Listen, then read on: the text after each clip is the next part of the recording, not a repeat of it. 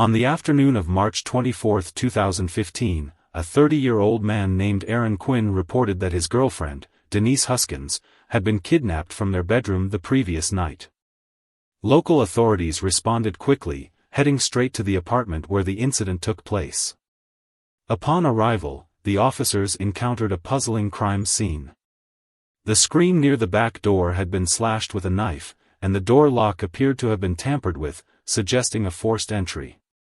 The bedroom on the second floor was in complete disarray, with blankets and sheets piled haphazardly on the bed. On the floor, they found unusual items: swim goggles taped shut and an empty bottle of cough syrup. But what stood out most was a square section of the bedroom floor outlined with red tape, within which a chair had been placed, seemingly positioned to face something. Oddly enough, a camera had been set up directly in front of the chair, yet it was unplugged and not connected to the internet, serving no apparent purpose other than decoration. No fingerprints or other DNA evidence were found at the scene, and no signs of a struggle were visible. When questioned, the neighbors claimed they hadn't heard any screams or disturbances the night of the incident, which added to the overall mystery. But Aaron's version of events made things even stranger. He recounted how he had woken up suddenly in the middle of the night to the glare of a flashlight. Dazed and confused, he noticed a red dot dancing across his chest, something that immediately reminded him of the laser sights used on firearms. Filled with fear, his instinct was to protect Denise, but before he could act, a masked man pointed a gun at his head and ordered him to bind his girlfriend's hands and feet with zip ties provided by the intruder. After Aaron complied, the man tied him up as well. The intruder then covered their eyes with the swim goggles, which were sealed shut with tape, effectively blinding them. Aaron said they were forced to hand over their bank cards, PIN numbers, social security numbers, and even their phones. The kidnapper then used their phones to text their boss, explaining that they wouldn't be able to come to work due to feeling unwell. Things took a darker turn when the intruder made both Aaron and Denise drink an entire bottle of medicine, presumably the cough syrup found at the scene. The side effects of the medicine soon knocked them out. Aaron said that after he lost consciousness, he was dragged to a chair positioned within the red tape square, and when he awoke, the goggles were removed. The intruder told him not to leave the square, warning that if he did, his girlfriend's life would be in immediate danger. Pointing to the unplugged camera, the kidnapper claimed it was monitoring his every move. To further manipulate the situation, he placed headphones on Aaron's head and played soothing music, a jarring contrast to the tense situation. After issuing his final threats, the kidnapper took Denise downstairs and vanished without a trace. Aaron, still disoriented from the drugs, remained in the square for hours, eventually succumbing to exhaustion and falling asleep. It wasn't until the following afternoon that he woke up, cut the zip ties binding him, and finally called the police. The officers who interviewed Aaron were left baffled by his bizarre story of abduction. Every detail seemed to defy logic, making them question the truth behind his claims. Drawing a square on the floor and forcing him to stay inside it, it felt like the kidnapper had seen too many Western movies and imagined Aaron was someone important. Aaron had sat there for more than 10 hours without moving. The officers were skeptical. The biggest question on their minds was the motive. Why would the kidnapper go to such lengths to abduct someone? As Aaron struggled to convince the police that his story was real, a message suddenly appeared on his phone. It was from the kidnapper, demanding a ransom. "See? I'm not lying," Aaron insisted, but the ransom amount, $122,000, was oddly specific. Whether it was a lot or not, the officers found it strange that the kidnapper would request such an exact figure. This made the police suspicious, wondering if Aaron could be involved in some way. Maybe he had harmed his girlfriend and was now playing the victim to deflect suspicion. Aaron strongly denied this, insisting that he had nothing to do with her disappearance. "How could I have sent a message to myself right in front of you?" he asked. But the experienced detectives weren't buying it. They knew about ways to schedule texts to be sent later. For the next several hours, The interrogation continued. Aaron was hooked up to a lie detector, questioned repeatedly, and even had lawyers consulted, but nothing conclusive came from it. Meanwhile, something else odd happened. The local newspaper received a voicemail from a woman claiming to be the missing Denise. She said she had been kidnapped but was still alive. To prove her identity, she mentioned her favorite band from her first concert and the name of her high school boyfriend. However, her voice was calm and steady, as if she were talking about someone else's situation, not her own. This made the police even more suspicious. Who could stay so composed while supposedly being held captive? The police then began interviewing the couple's colleagues and friends. What they uncovered was a scandal. It turned out Aaron and Denise were both physical therapists at the same local hospital. Even more shocking, Aaron's ex-fiancée, Andrea, also worked there. Aaron and Andrea had been engaged, planning a wedding, but things fell apart when Andrea cheated on him. Though they had broken up, the two still worked together and saw each other regularly, even after Aaron started dating Denise. It seemed he hadn't completely cut ties with Andrea. Strangely, Aaron recalled that during the kidnapping, the masked man had repeatedly asked him for names and at one point even called him Andrea. Could it be that the kidnapper had intended to target Aaron's ex-fiancée but accidentally took the wrong person? Despite this new information, the police remained convinced that there was no real kidnapper, just a love triangle gone wrong. They theorized that one or more people might have concocted this whole scheme to eliminate a romantic rival or add excitement to their lives. Though they continued with formal investigations, deploying search dogs and distributing flyers, their focus shifted increasingly to Aaron as a suspect.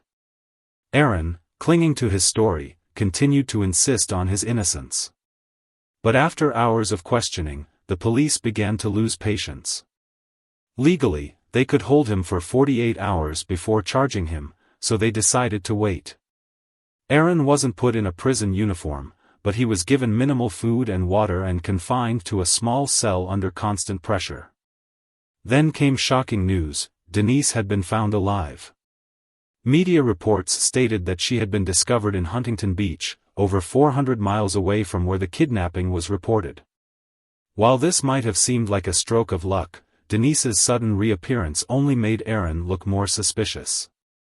Typically, kidnappers release their victims in remote areas far from civilization to create a delay before the police can reach them. But in this case, the kidnapper had dropped Denise off in an alley near her parents' house. When the police found her, Denise's wallet, cash, and credit cards were all untouched, which contradicted Aaron's claim that the abduction had been financially motivated. More importantly, no ransom had ever been paid. So why had the kidnapper released her? Denise told police that after being taken, her eyes were covered and she was brought to a small quiet house where the windows had been completely covered with cardboard. She said the kidnapper, who wore a black hoodie, assaulted her inside the house. They stayed there for almost 2 days before the kidnapper told her to drink cough syrup, blindfolded her with the taped-up goggles again, and drove her away. Disoriented by fear and the effects of the medication, Denise couldn't tell how long they had been driving. But after being told to count to 20 and then open her eyes, she found herself near her parents' home. The police found Denise's story even more unbelievable than Aaron's. They required her to undergo a medical examination, particularly focusing on evidence related to the alleged assault. Surprisingly, her physical exam revealed no signs of injury, and there were no traces of male DNA on or inside her body. Denise explained this by saying that during the assault, the kidnapper's genitals had felt odd, as though they weren't real, possibly a toy. This led police to suspect that the kidnapper might not have been a man at all. The police began to suspect that Denise might have voluntarily left home and fabricated. To enter the cabin, the police discovered evidence that confirmed their worst fears. Inside, they found items that linked Matthew Mueller to both Denise's kidnapping and the recent home invasion. The walls were adorned with disturbing photographs of various women, including Denise, which made it clear that he had been stalking her. As the investigation unfolded, the police learned that Mueller had a history of violent offenses and had been in and out of mental health facilities. His behavior escalated after his recent discharge, leading him to engage in dangerous criminal activities. The authorities quickly connected the dots. Mueller had indeed been responsible for the abduction of Denise and was now attempting to continue his pattern with the family in the second incident. With this new evidence, the police obtained a search warrant for Mueller's home. Upon searching the property, they found more disturbing items: additional photographs of women, zip ties, duct tape, and even the toy gun with a laser pointer that matched the one used in both kidnappings. Furthermore, investigators found a diary filled with detailed notes on his plans for future kidnappings, including the dates and descriptions of potential targets. As they pieced together the timeline, the police realized that Mueller had likely been stalking Denise for weeks before the kidnapping. They discovered that he had attended events where Denise was present, taking careful notes on her routine.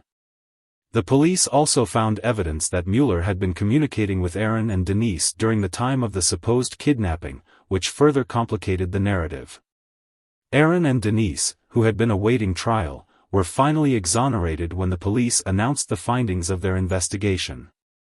The truth about their supposed hoax unraveled, revealing that they had indeed been victims of Mueller's predatory behavior. The community that had once turned against them began to rally in support, demanding justice for the couple who had been falsely accused. However, the damage had already been done. Their lives were irrevocably changed. Both lost their jobs as physical therapists and faced significant challenges rebuilding their reputations. Denise, in particular, struggled with the trauma of her experience, both from the kidnapping and the subsequent public scrutiny. She became an advocate for victims of violence, sharing her story to raise awareness and support for others who had endured similar situations. Meanwhile, Mueller faced serious charges. The police charged him with multiple counts, including kidnapping, assault, and attempted murder. As the trial unfolded, shocking details emerged about his psychological state and motives. Prosecutors argued that his actions were premeditated, driven by a desire for control and power over his victims.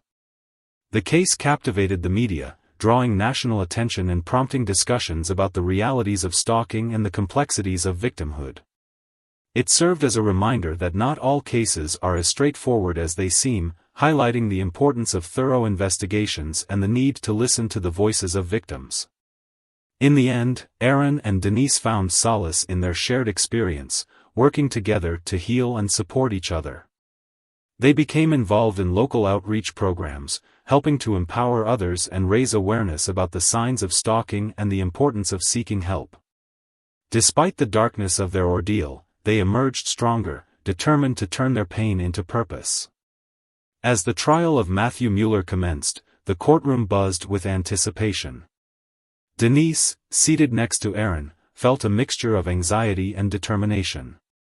This was their chance to reclaim their narrative and seek justice for the torment they had endured.